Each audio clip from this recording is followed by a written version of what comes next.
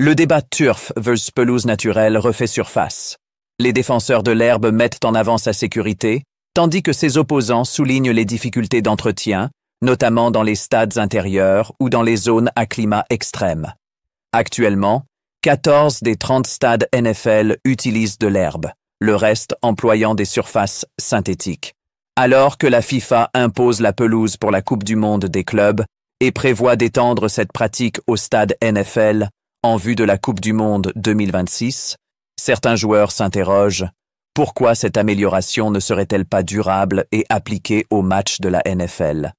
Traduction en français, le MetLife Stadium, d'un coût de 1,6 milliard de dollars, a remplacé son gazon synthétique par une pelouse naturelle avant d'accueillir 9 matchs, dont la finale de la Coupe du Monde des clubs de la FIFA 2025.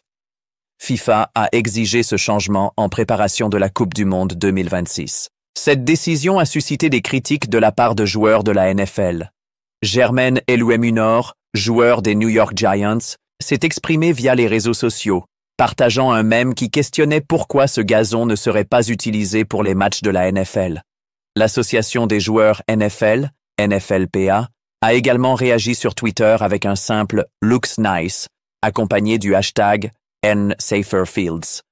Le débat entre le gazon naturel et le gazon synthétique enfle à nouveau.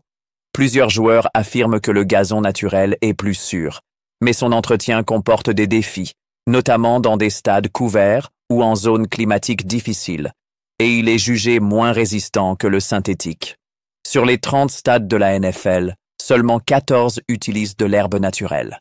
Avec la pression de la FIFA pour que les stades NFL adoptent la pelouse naturelle en vue de la Coupe du Monde 2026, certains joueurs estiment que ce changement ne devrait pas être temporaire, mais permanent pour tous les matchs.